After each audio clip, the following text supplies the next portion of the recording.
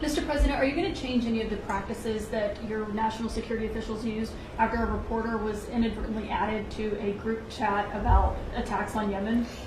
Well, I think it's a question I've been asked now, and I've given a few answers, and they've all been the same.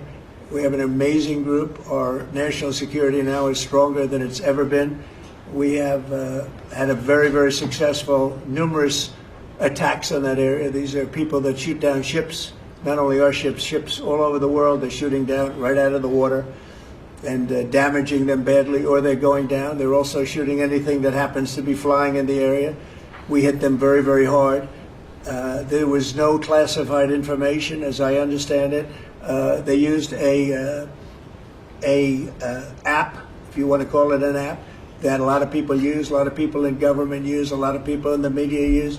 And I think I'll ask Mike. Mike is here. Do you want to respond to that, please? Yes, Mr. President. You asked about lessons. I think there's a lot of journalists in this city who have made big names for themselves, making up lies about this president, whether it's the Russia hoax or making up lies about Gold Star families. And this one in particular, I've never met, don't know, never communicated with, and we are looking into and reviewing how the heck he got into this room. But I'll tell you what, the world owes President Trump a favor.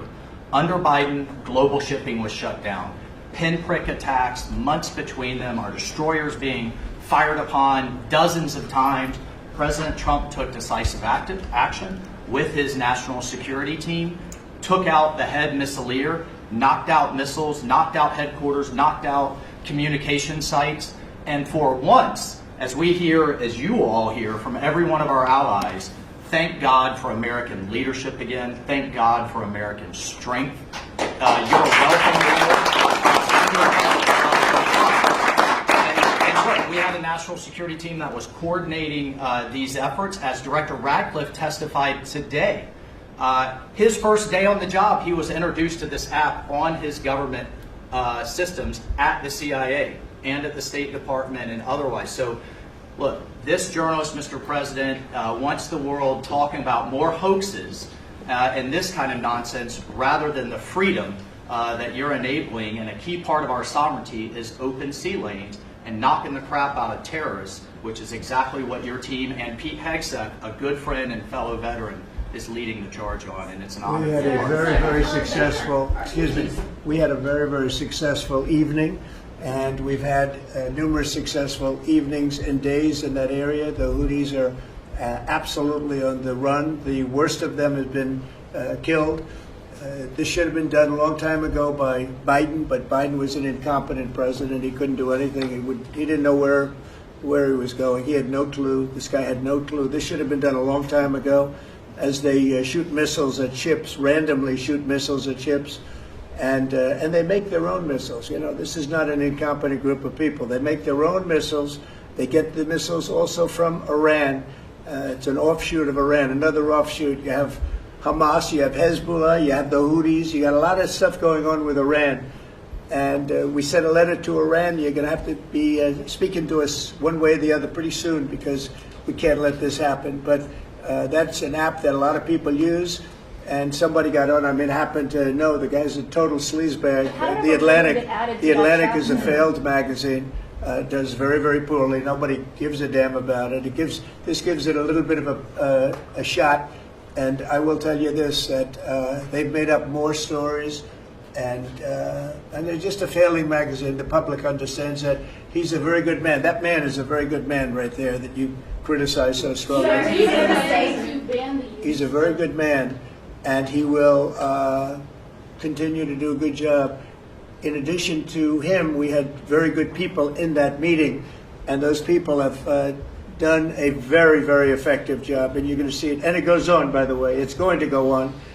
And I think the Houthis wish that it didn't happen, but that's what it's all about. We have to create a safe country, a safe world, and that's what we're doing.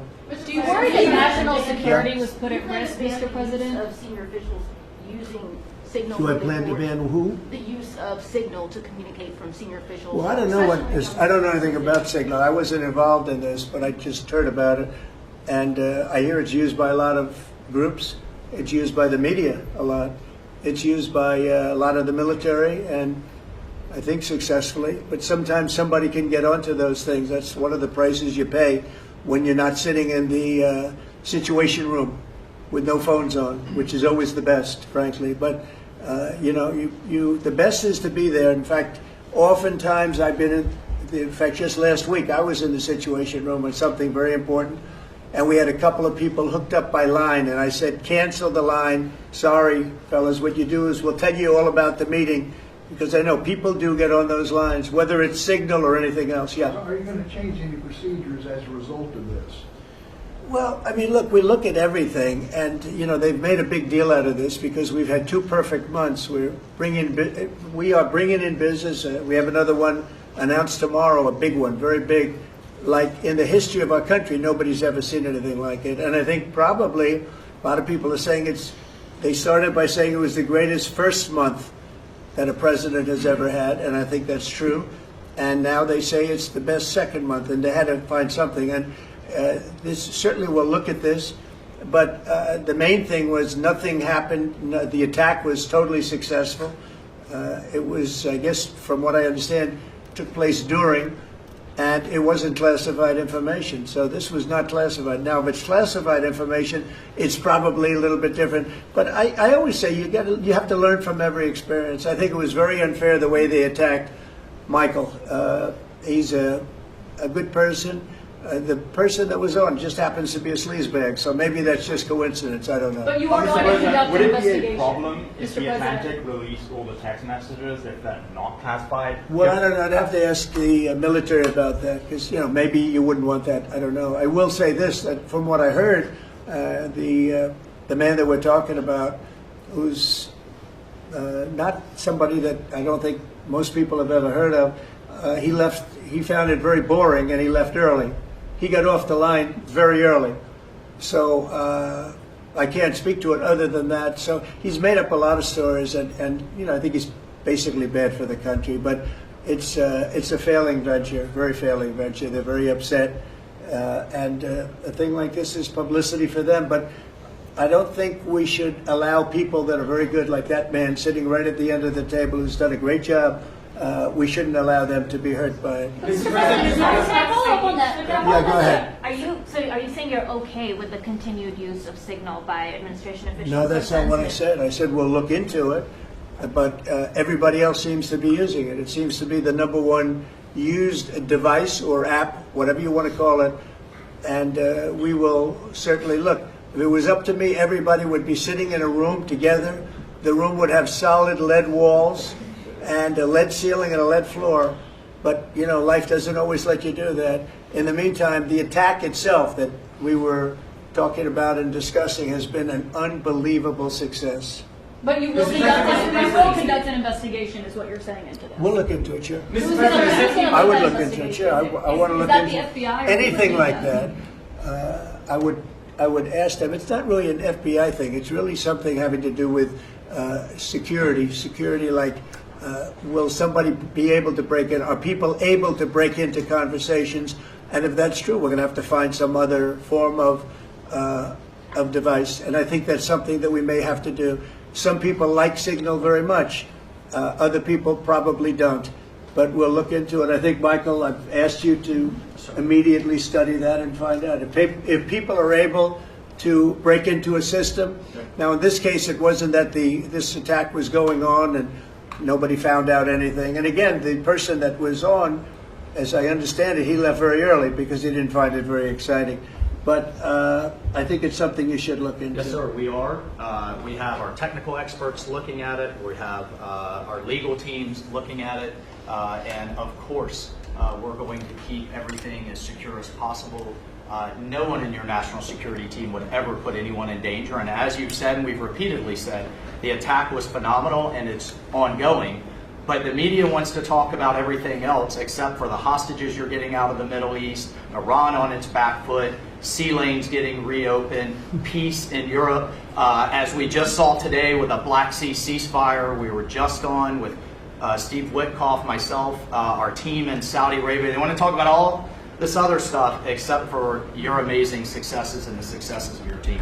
One of the other things, and sometimes you have to move very quickly, and there are other devices that are very good, but they are very, very cumbersome, and you're not able to use them, and from a practical standpoint. So all we can do is find out the best we have with modern technology. They'll probably get better over the years. Yeah, go ahead. Sir, on the Black Sea, so the Kremlin has said that there are several conditions that would need to be met for this agreement to happen. This includes sanction relief for banks and some companies. Did the U.S. agree to all of those conditions that they laid out? They will be looking at them, and we're thinking about all of them right now. There are about 5 or 6 conditions. We're looking at all of them. Microsoft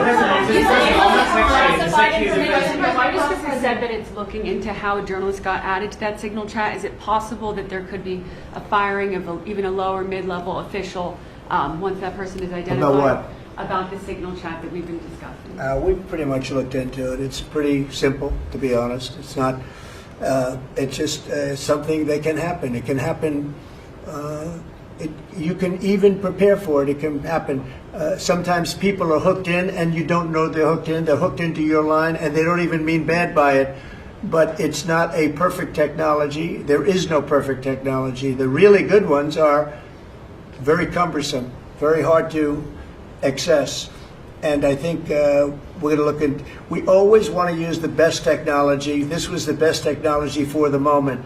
But again, it wasn't classified, so they probably viewed it as being something that wasn't that important. And it obviously, with the attack being, I mean, I don't know if it's been read out to you yet, but that attack was a tremendous success for the U.S., a tremendous success. Who said the information Go ahead, was please. not classified?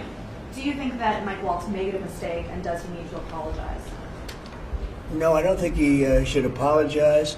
I think he's doing his best. It's equipment and technology that's not perfect, and probably he won't be using it again, at least not in the very near future. What do you think? That's sir. I agree with you. Let's get everybody in the room whenever possible.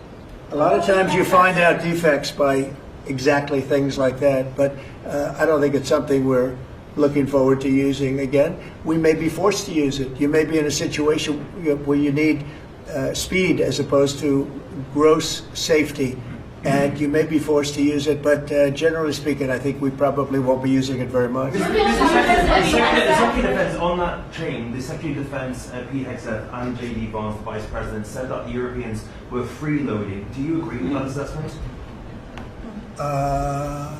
Do you really want me to answer? Yeah, I think they've been freeloading. The European Union's been absolutely terrible to us on trade, terrible. And as you know, NATO, I got them to pay hundreds of billions of dollars. They were way behind. And if you look if you look at Ukraine, so we're in for $350 billion because of Biden. Should have never happened, this war. All these dead people should not be dead. All these broken cities that are demolished down to the ground, those gorgeous towers, the most beautiful in the world, the most beautiful spires in the world. The spires in Ukraine were said to be the most beautiful of all. Just about every one of them is lying on its side in a million pieces. It's so sad to see what's happened to a heritage. No, I think that when they say the European Union and you could say NATO also. Look, NATO, and I don't blame NATO for this. I don't blame Europe for this. I blame Biden for the fact that he didn't make them equalize. And to this day, I said to him, you got to catch up. You got to equalize. But why are they in for $100 billion and we're in for possibly $350 billion? It shouldn't be. It shouldn't be. And you could say more important for them because we have an ocean in between. So it's one of those things. You'll be seeing Liberation Day. I call it Liberation Day in America. You're going to be seeing it on April 2nd. Didn't want to do it on April 1st for the obvious reason. April 2nd, but you'll be seeing tariffs. And I think I've been very fair. I have them set, but I think I've been very fair to countries that have really abused us economically for many, many decades.